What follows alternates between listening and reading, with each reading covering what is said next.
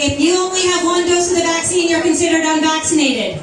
If you have 2 doses, but you're 14 days under, you're considered unvaccinated. Do you know September 13th, they are releasing a 3rd booster. I guarantee you that 3rd booster, if you don't have it, you'll be considered unvaccinated. Words are super important to know. Know your rights. Do not listen to the news. Turn off your TVs because they are lying to you and they're playing on your inability to know your words and know your rights.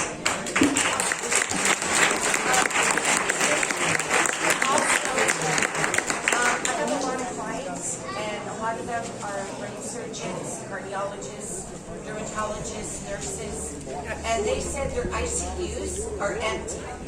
And for every COVID case that a hospital represents, they get $4,000 to that hospital. There you go, folks.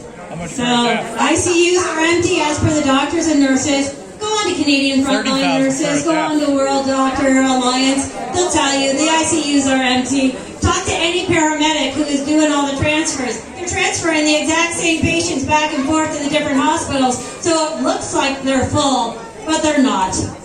They're even threatening these doctors. That's right, they are. Get vaccinated, yeah. They won't be able to practice medicine. Unbelievable. And that's in BC right now.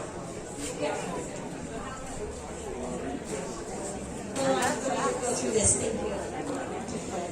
So on the next page, it says, this is what it's saying to say to your employer. I don't necessarily agree with this, okay? So I'm going to tell you why I don't agree with it and why I would change the wording if I was talking to my employer. Once I have received the above information in full and am satisfied that there is no threat to my health, I'll be happy to accept your offer to receive the treatment, but with certain conditions. I would never ever say I'll be happy to accept your offer because now you're entering into a contract. So I would actually revise that and say, once I have received the above information in full and I am satisfied in my sole and absolute discretion that there is no threat to my health, I'd be happy to consider receiving the treatment, but with certain conditions. Okay? Wordsmithing. 1, your employer confirms in writings that you will suffer no harms. 2, that following acceptance of this, the offer must be signed by a fully qualified doctor who will take full legal and financial responsibility for any injuries occurring to yourself and for any interactions by authorized personnel regarding these procedures.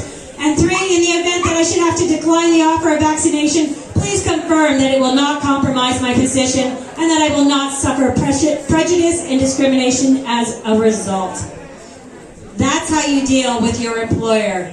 I guarantee you, your vaccine mandate and policy will disappear pretty darn quickly.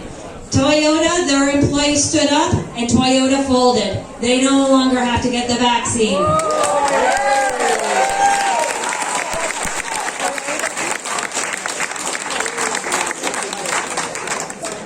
I'm going to flip 2 pages to immunization in Canada. Down about 2/3 of the way down, it's in bold. Unlike some countries, this is on the Canada Public Health site. Okay? Canada Public Health site. So the federal government site. Unlike some countries, immunization is not mandatory in Canada. It cannot be made mandatory because of the Canadian Constitution. Only 3 provinces have legislation or regulations under their Health Protection Acts to require proof of immunization for school entrance. Ontario and New Brunswick require proof for diphtheria, tetanus, polio, measles, mumps, and rubella immunization, and Manitoba, only measles vaccination is covered.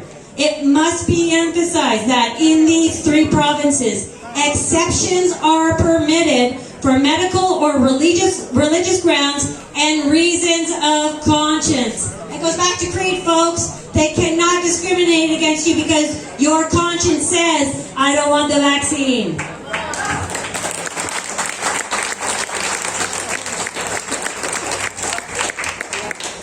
The next page is the Nuremberg Code. I got it there for you guys. It's very, very helpful.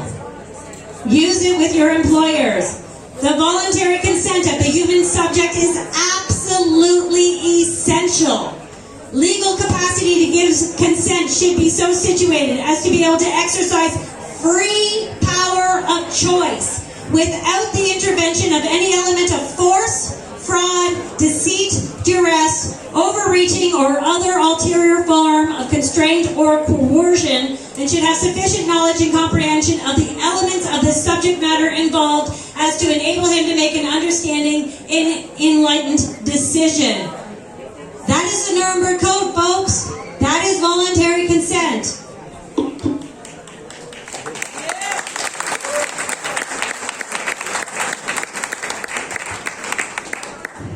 Number 2 of that, the experiment should be such as to yield fruitful results for the good of society, unprocurable by other methods or means of study. That means ivermectin and hydroxychloroquine, which are other means of study. That is why our government is not allowing doctors to use it, even though it's been proven in many different countries to actually cure COVID. But the government here in Canada is not going to allow you to use it, because the moment you do, their vaccine emergency use authorization disappears, and those vaccines that are making our government and all these big pharmas lots of money disappears. And our government, Mr. Trudeau, signed a contract with Pfizer for 4 years to continue with these vaccines. So he's not going to allow ivermectin and hydroxychloroquine to be used, because that is a contract that he's going to have to pay for once those get used. And this gets pulled apart, and there's no vaccines that any of us have to take anymore. This is about money right at the moment, money and control. Number 3, the experiment should be so designed and based on the results of animal experimentation and knowledge of the natural history of the disease. Animal experimentation. These did not undergo animal experimentation. There were, however, 34 previous mRNA experiments in the last 20 years. Every single one of those failed in the animal experiments. The animals died within 6 to 9 months of being injected with the vaccines. 6 to 9 months, folks. All our friends and family who have decided to take this vaccine voluntarily, 6 to 9 months, we're going to have a very devastating year. And please remember, when things are in experimentation, you have a placebo group and you have a group that actually receives the medication. So some of our friends are going to be fine and others are not. Okay? So please start mentally and emotionally preparing yourself, because 6 to 9 months is about October, November, December.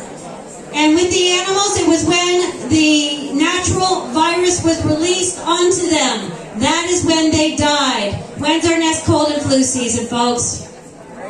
Okay? Be prepared.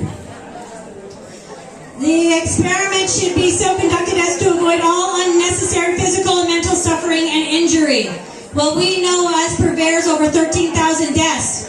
I think that kind of fits the description of avoid all unnecessary physical and mental suffering. We know that there's over 100,000 nervous system adverse reactions. We know myocarditis is huge right now. Again, over 100,000 myocarditis and pericarditis on the VAERS report. And that's just on the VAERS. That's not to talk about the MHRA, which is the UK. It's not talking about the AEFI, which is Canadian. And it's not talking about all the private insurance companies that are being reported to. That is only one of the reporting systems. Okay?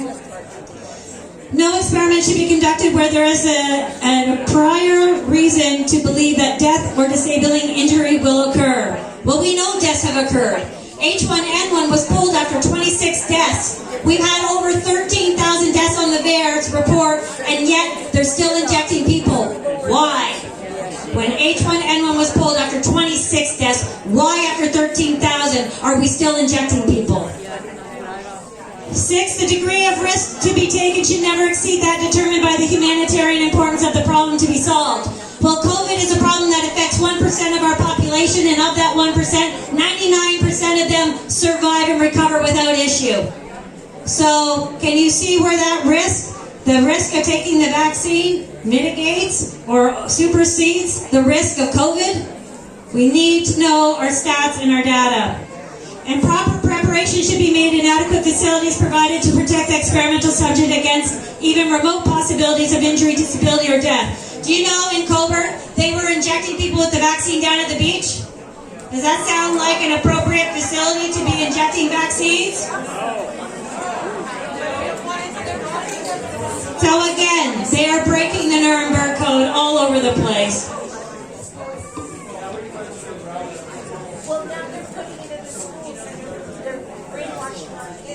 And consent to treatment, elements of consent, the next page. Elements of consent. The consent must relate to the treatment. The consent must be informed. The consent must be given voluntarily. The consent must not be obtained through misrepresentation or fraud. I don't know anybody who's given the vaccine out to kids who is telling them, hey, you might die. And I was down at the vaccine clinic when they had it at Nathan Phillips Square, and they were giving all the kids free ice cream. And the teenagers were walking out, and I asked one of the teenagers, she was with a group of her friends, and they said, hey, question for you. Did they ask you to sign anything when you went in before you got your vaccination? She said, no. I said, did they give you a leaflet or a pamphlet or something to read before you got your vaccination? She said, no. I said, did they ask you any questions before they injected that vaccine into your arm? And she said, well, no, they just asked me if I was here to get the vaccine. I said, yes. I said, so they told you nothing? And she said, nope, but they gave me this piece of paper after they injected me. The piece of paper, which I took a picture of, basically said, if you suffer from any of these reactions, this is what you need to do. After she was given the vaccine, she was a teenager. It wasn't given before. My friend and I went up to the guys that were wearing the shirts and said, ask me a question. We went up and we asked them a question. We said, hey, we don't see any posters around here talking about the adverse reactions or how long this is in experimental phase or the ingredients in the vaccine. Where can I find that information? And his response to me was, oh, it's on the website. That was his response. It's on the website. I said, well, how do I access the website? And he goes, well, I don't know. You got a smartphone? Pull it up. So that's what they were telling our teenagers before they got injected. It's on the website. So informed consent is not being given at all.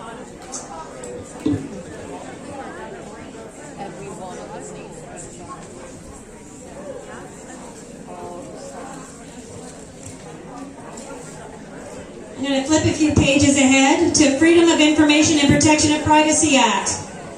So personal information means recorded information about an identifiable individual, including, number B, information relating to the education or the medical, psychiatric, psychological, criminal, or employment history of the individual, or information relating to financial transactions in which the individual has been involved. And in C, an identifying number, symbol, or other particular assigned to the individual. And E, personal opinions or views of the individual except where they relate to another individual. That is none of anybody's business. It's in the Freedom of Information and Protection of Privacy Act.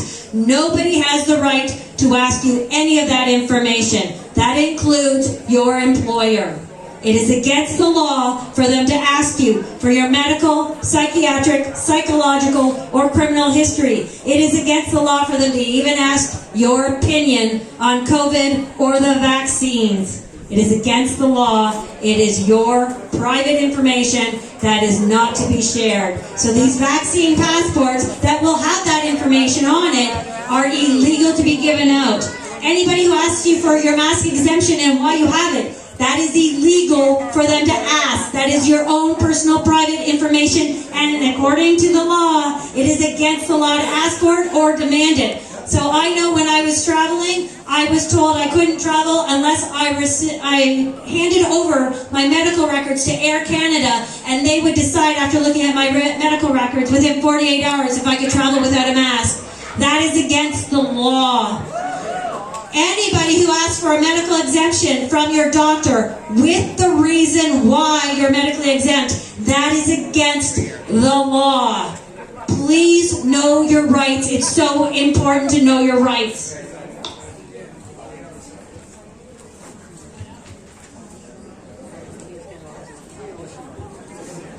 skip a few pages ahead. Personal Health Information Protection Act. Again, personal health information subject to sections 3 and 4 means identifying information about an individual in oral or recorded form.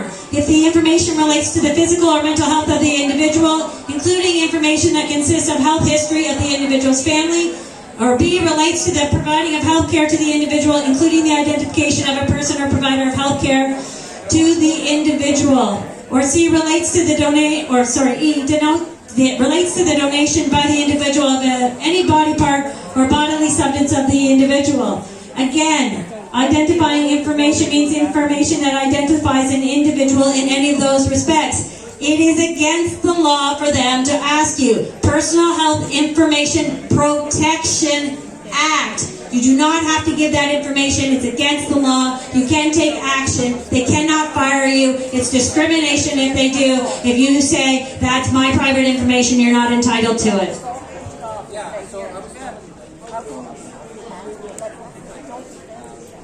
Going through this quickly because I see the sun is going down.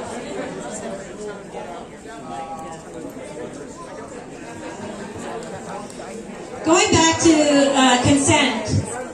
Again, it's in here a few pages forward. Persons who may consent. If the individual is capable of consenting to the collection, use, or disclosure of the information, the individual or individual, if the individual is at least 16 years of age, any person who is capable of consenting, whom the individual has authorized in writing to act on his or her behalf, and who, if natural person, is at least 16 years of age. Goes back to what Chris Weisdorf said. 16 years of age is the age of consent. 12 is not the age of consent. 14 is not the age of consent, okay? So all these vaccine clinics that are saying, hey kids, come down and get your ice cream or your free burger. Don't tell your parents, we don't need your health card. We don't even need your ID. Come on down. It's illegal. They are assaulting your children, which is a criminal code offense. It's a criminal code offense. You can have them charged.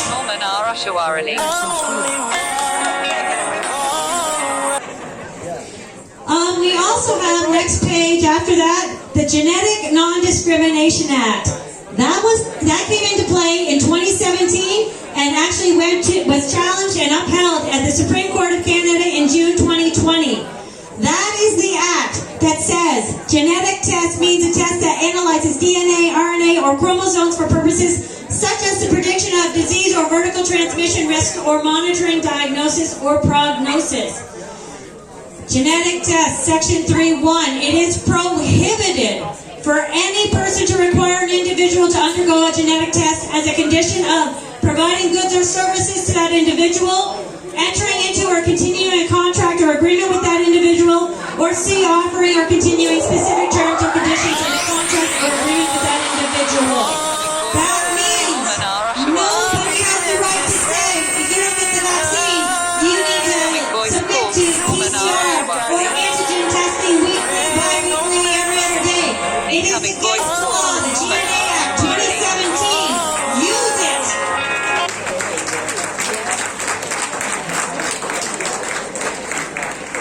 I have many other things highlighted in that act, but that is super important because employers, I believe the teachers, I got a note from the school board saying, yo teachers, if you're not vaccinated, you will be required to submit to PCR tests or antigen tests, and you must release those results to us. And that these tests will become more and more frequent as the year goes on in order for you to get vaccinated. It is against the law. It was upheld in the Supreme Court in 2020. They cannot do it. If you're part of a union or teachers or whatever, take this statute with you when you go to talk to your union or your principals or your boards. Take it with you. Take all of these with you. But this is super important because this is what they're telling you have to do in order to keep your job, and no, you do not.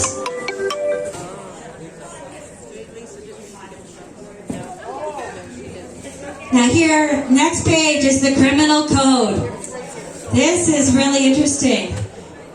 Section 21, party to an offense.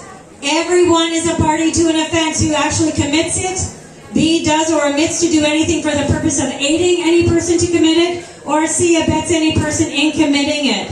So think of all those police officers that were at that vaccine clinic up in Toronto at Nathan Phillips Square who allowed all those parents and all those teenagers without parents to walk into that vaccine clinic and get injected without informed consent. They committed a criminal code offense. Every single one of them can be brought up on criminal code charges. I don't know if you all know your history, but Nuremberg trials, when the officer said, "I was just doing my job," they all hung too.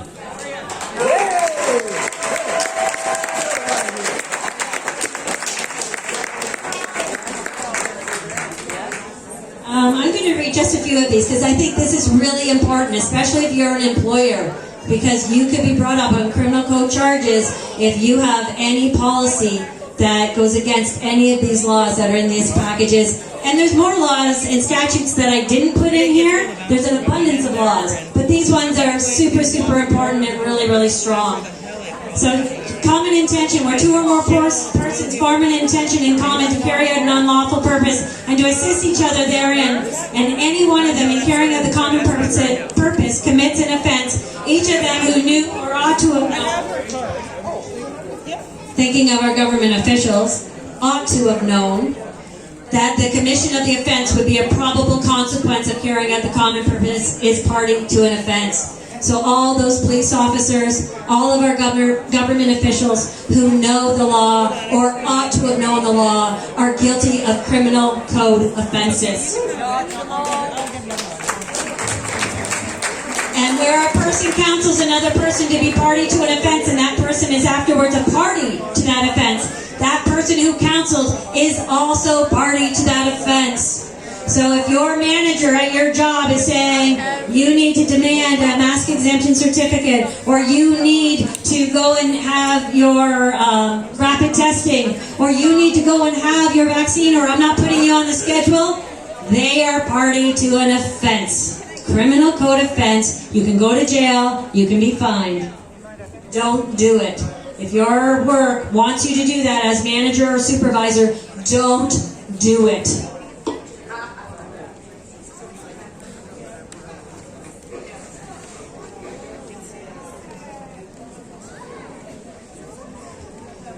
Assault, section 266 of the Criminal Code. Everyone who commits an assault is guilty of A, an indictable offense and is liable to imprisonment for a term not exceeding 5 years, or B, an offense punishable on summary conviction. 269, section 269, unlawfully causing bodily harm. Everyone who unlawfully causes bodily harm to any person is guilty of an indictable offense and liable to imprisonment for a term not exceeding 10 years, or an offense punishable on summary conviction. Torture, section 269.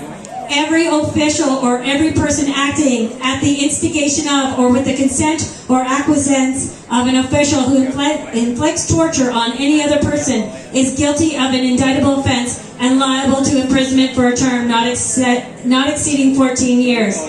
This is what torture is under the Criminal Code offense, the definition. Torture means any act or omission by which severe pain or suffering, whether physical or mental, is intentionally inflicted on a person. Every time you ask a person to put a mask on, it's torture. Every time you demand somebody get a vaccine, an experimental vaccine, it can be considered torture or assault. Every single time you ask somebody to take a PCR test or an antigen test, it can be considered assault or torture under the Criminal Code. Don't do it. Don't do it. Take this to your employers if they're demanding that you be party to any of this. Protect yourselves.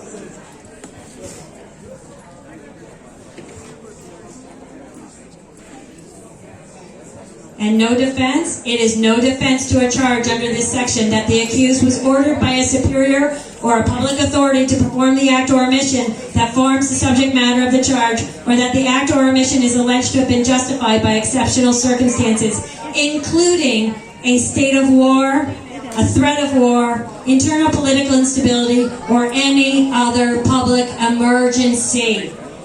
Emergency Measures Act does not protect you from criminal code liability.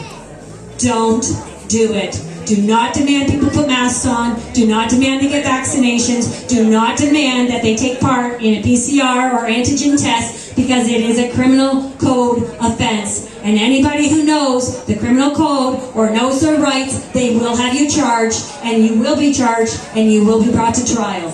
Remember, Nuremberg Code trials, all those people hung. Yeah. Anybody else in business? Section 423 of the Criminal Code, intimidation. Everyone is guilty of an indictable offense and liable to imprisonment for a term of not more than 5 years, or is guilty of an offense punishable on summary conviction, who wrongfully and without lawful authority for the purpose of compelling another person to abstain from doing anything that he or she has a lawful right to do, or to do anything that he or she has a lawful right to abstain from doing. You have the right to say no. I do not consent. 4 very important words right now.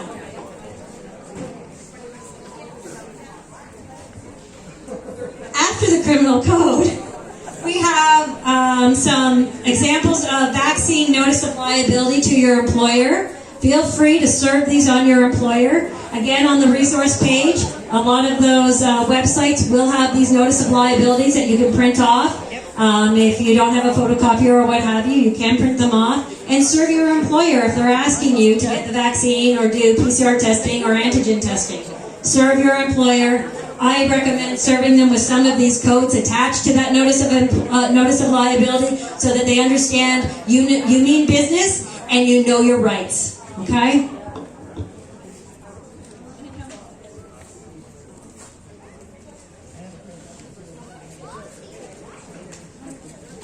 Just want to make sure I don't miss anything important.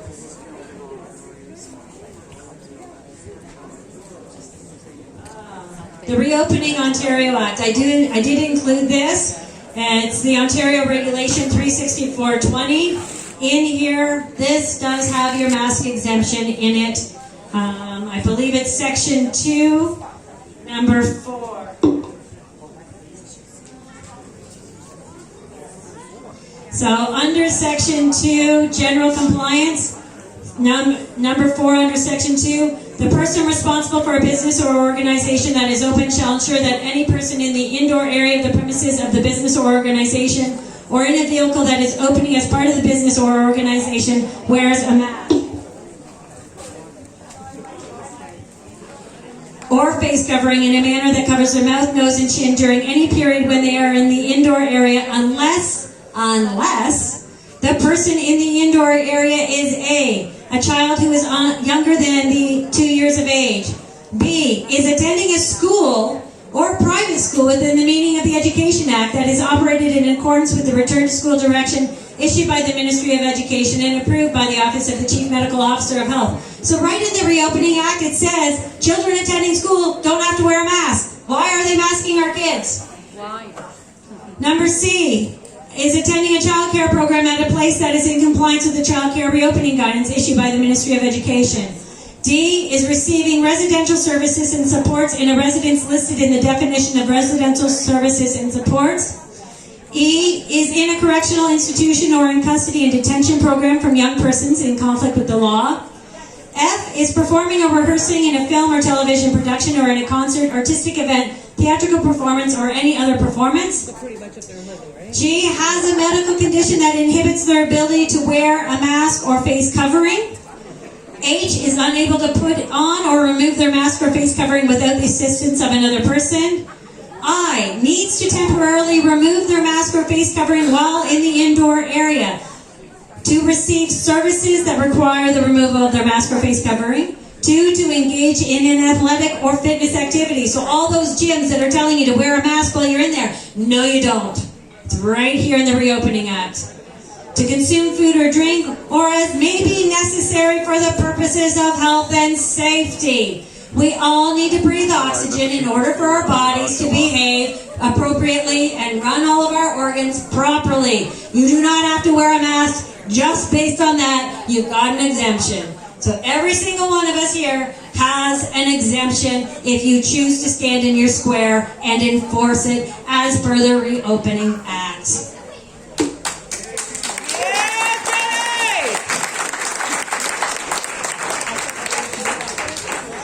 Now, the Trespass Act, or Trespass to Property Act. So many businesses are saying, we have a policy. You can't be in here unless you have a mask on.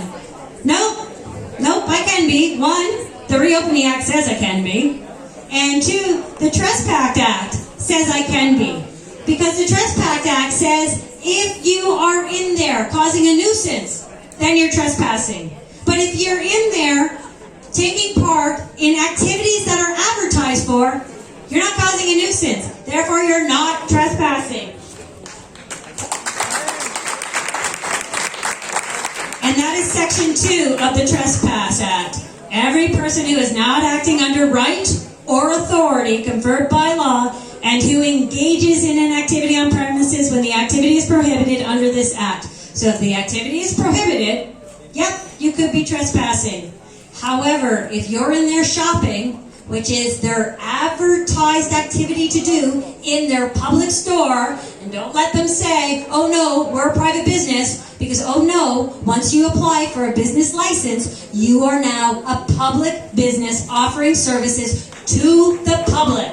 So if you are the public taking part in the activities they're advertising, you are allowed to be in there without a mask on. Carry this with you. I've had to use it, and I've had to educate a few store owners and a couple of police officers. Guess what? They didn't get my identification. I got to buy my stuff, and I actually schooled the manager on the proper signage he needed to have in his store.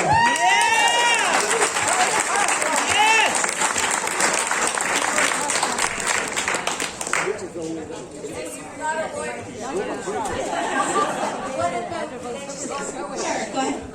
My son is been denied to go to the Oshawa Games because he's not showing proof of vaccine. Right, yeah. Can they?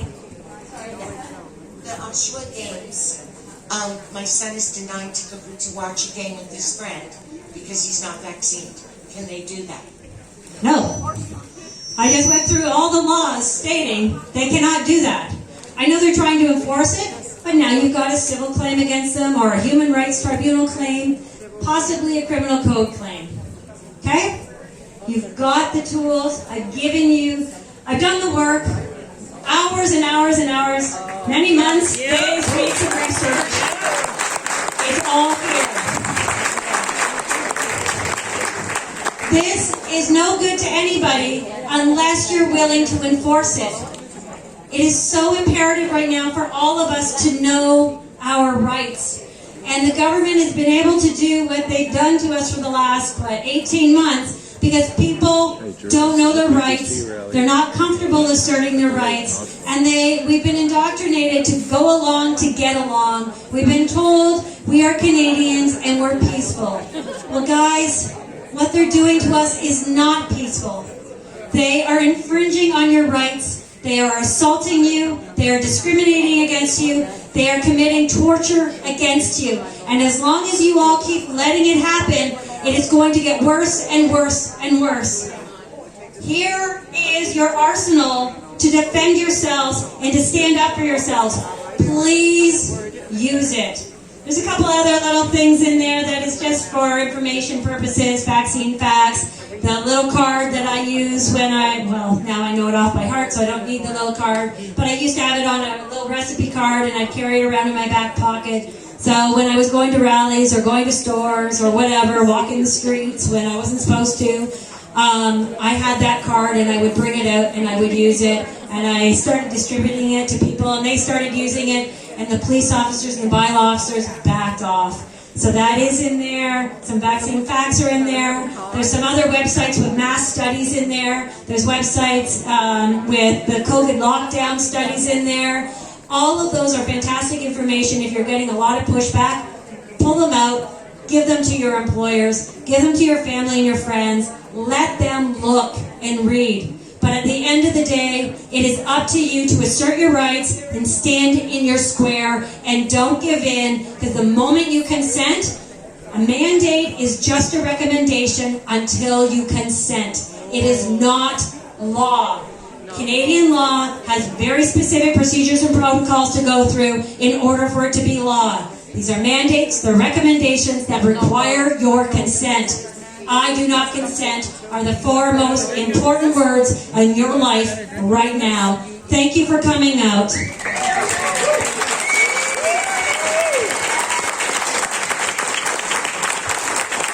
There was a lady here named Marnie who wanted to say something. I don't know if she's still here or if she's gone. Is Marnie left? Yeah, you gotta go to work too. She had to go. Is Thomas still here? So Thomas is the other PPC candidate for the area. He just wants to say a few words, introduce himself. As you know, PPC is the only party fighting for our rights and freedoms. They're the only party against the vaccine passport. And the only party not pushing socialism and ideas. So thank you, Thomas, for being here. Thank you. How's everybody doing tonight? How is everybody? Excellent. So, my name is Thomas Hedrick. I'm the candidate for Whitby. And I had an interesting day. Actually, I had an interesting telephone call. So, somebody who's not even in my writing called me and said, you know, I read your bio on your webpage, and Yes. I have a similar background as you. And she started to cry. She goes, I have a 1-year-old son, came from Albania. And our family had to live through communism. We left it. And we see everything happening all over again. Step by step. Slowly, freedoms are eroded. People don't even realize it. People are actually going to say, you know what, this is good. Guess what? Before communism came in officially, people accepted these restrictions as being the best thing for society as a whole. And then came the wedges, right? There was a bourgeois group and the proletariat. And of course the proletariat was great because they supported the system. Comes 1989, the wall falls.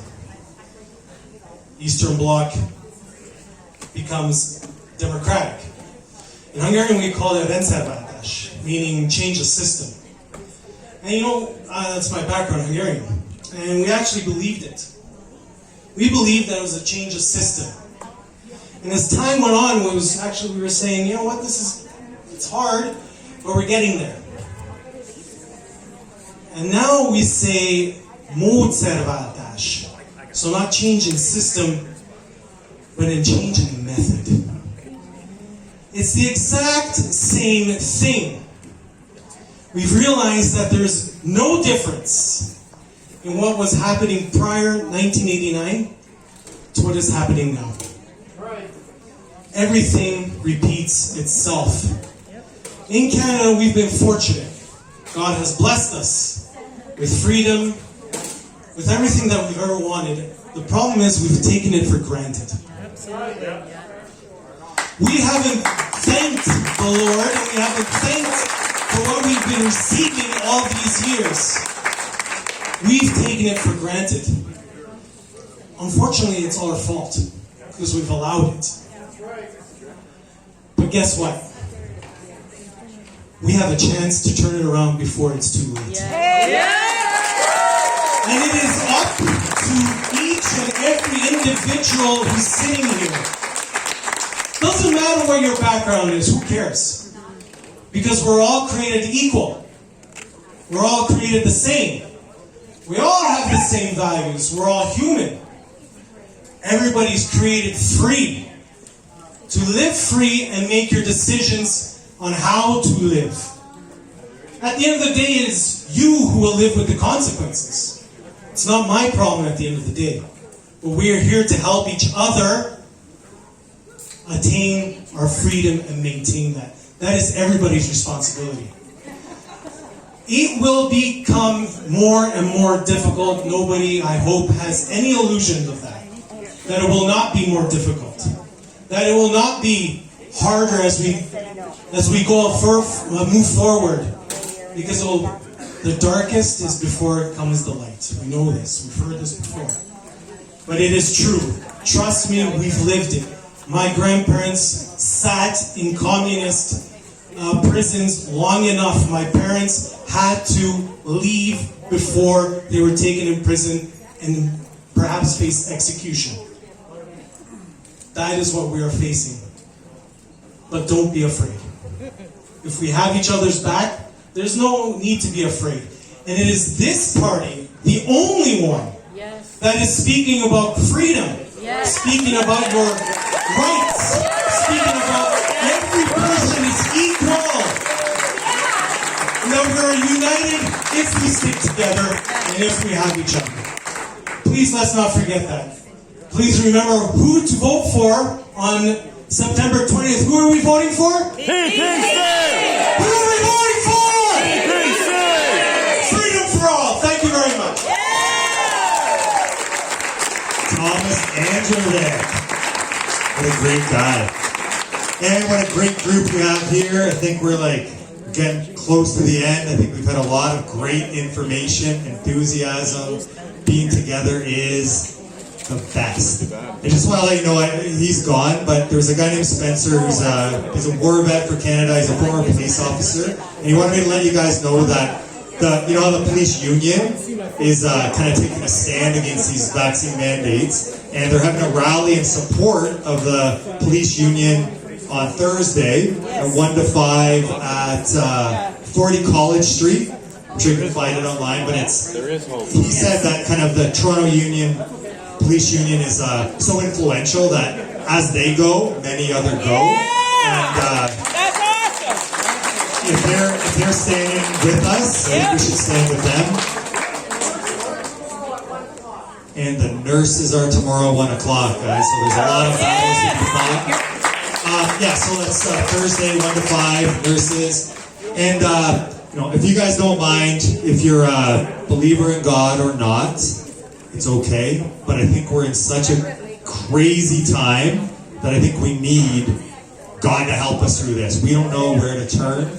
I'm going to pray to close us out here. Follow along, but I think it's something we need to do. Dear God, Heavenly Father, thank you so much for this awesome opportunity to be together, to hear words from people that are trying to fight the same fight that we are for freedom and for truth. Please keep encouraging each one of us to stand for what's right and what's good. Help us to stand against temptation of the enemy, God. But we don't know what to do in this time. We just call out to your almighty name, Father. Please show us the way. Without you, we are lost. We are hopeless. We are done. Father, no matter what they do to us, help us to stay true to our conscience and do what's right. We love you. God bless all of us here, and God bless Canada. In Jesus' name I pray. And everyone says, Amen. If anybody has any questions here? Hi. I have some people here that are from Ajax, and they're very concerned because they don't have a PPC party to vote for. Can they write in their ballot PPC and put an X? Like, what do they do? The Ajax candidate is Mark. I forgot his last name. Mark It's Mark. Colucci. Mark Colucci. Mark, yeah. Mark withdrew. Yeah, Mark is no longer in running, I guess. Oh, he's not? Those cutoffs are already done now. So. But what you can do is void your ballot. So if there's not a candidate that you want to vote for, which I would like to think there wouldn't be now that there is no PPC there, because there's no one now fighting for your freedom, is what you can do is when they give you the ballot, you say, I want to decline my vote. Now your vote goes into, it still counts, but it counts as a decline, as in you do not accept any of those candidates being presented. And it gets counted as such. But if you deface that ballot or don't vote at all, you don't have a voice. Okay? So what happens, I have clients that I've been talking about at PPC, they're ready to vote in Ajax. So you're losing a lot of votes there. He was a shill, probably. That's What does it probably why take he to pulled be a candidate for Ajax? What if I wanted to step in?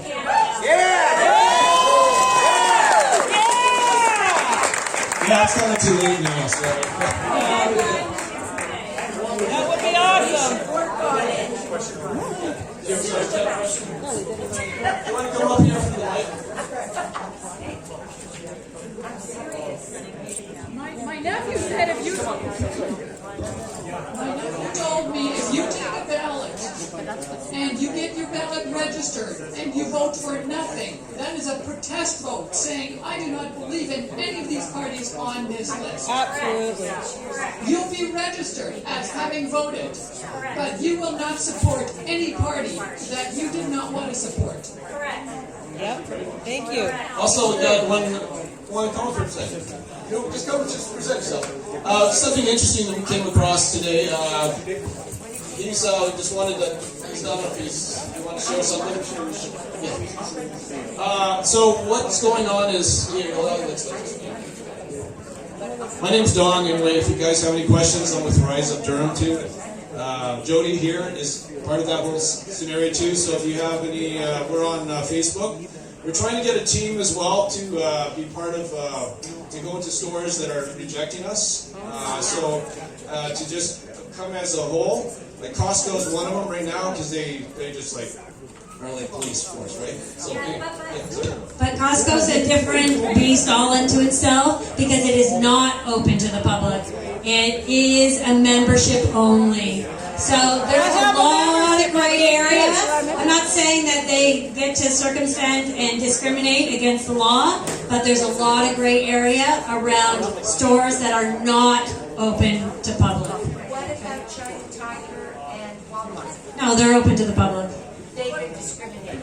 What about that? Yeah, but I pay for a membership, so I should be able to go in there. I'm also putting up a list on Telegram for stores that are here for the non-maskers and non-medical. So as well, if you are interested in being a part of that, so I just want to put a whole bunch of stores together that we can all go to that are respectful of the medical condition. So anyways, let you out there, let you know. This guy just want to share about the what's going on in, I guess, in Canada. There's some unfairness going on because they're now allowing people that are not citizens of Canada to vote. So, and he's an example of it actually. So I live with my nephew. He is the college student, and he's not Canadian citizen. But then he got the vote register, so that's he can go and register to vote. Do you believe he's not a citizen? No. So that what happened? What happened last year in US? It happened here in Canada. They would set any of college student, even overseas student. They set all the crop. They bring them all in to vote so that and they tell them who to vote for. That's their Give them money. prodding them to win. Absolutely. And if they win, I'll be the first in front of the news saying you're fraud. Yeah. I think we're all going to be saying that. We don't need a Vote Biden. with me.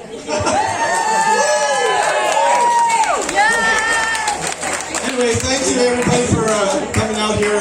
We all do appreciate the support, and I said I'm glad that you guys were able to make it out here. So thank you.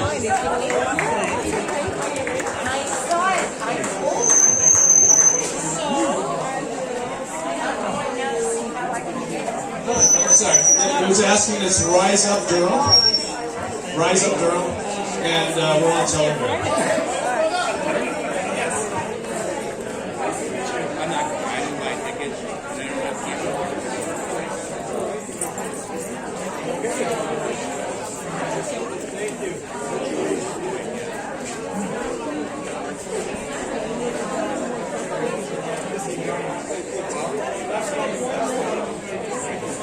It's still not camping here.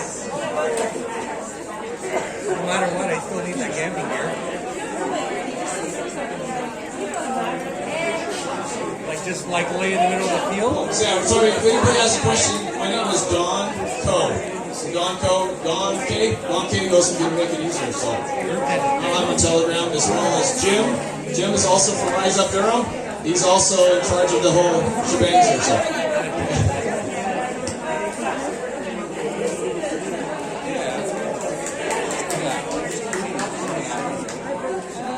Be cozy for the three of us.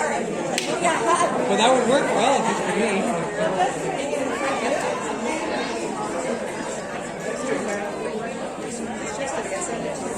Yeah, I don't need that room.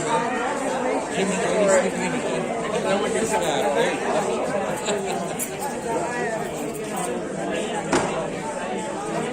No, but I don't need the room to start it.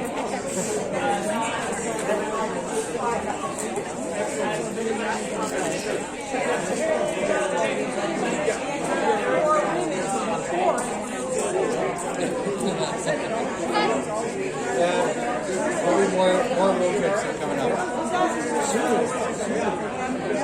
No, we didn't go there. This was just another walk we did in Lincoln. Yeah, there was a dried up, completely dry. But it was a good walk. Yeah.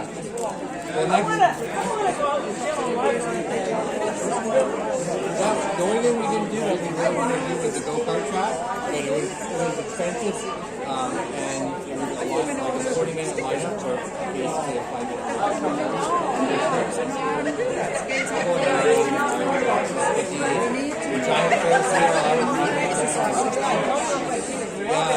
Keep raising the boat ride for the whole time. Take a photograph and we'll show it. The rest of the day, we're still have fun down there.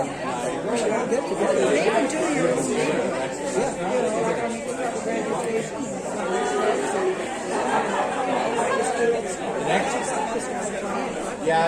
she had, because originally she was like, I wasn't going to do anything for her birthday, and I'm like, I'm like, let's have a party. She's like, no, I don't want a party. And I'm like, well, let's go to dinner then. She's like, okay, fine. And then dinner turned into, like, a couple people coming, and I'm like, well, if we're going to go get a couple, let's do a road trip. She's like, okay. So, that more. And she had, but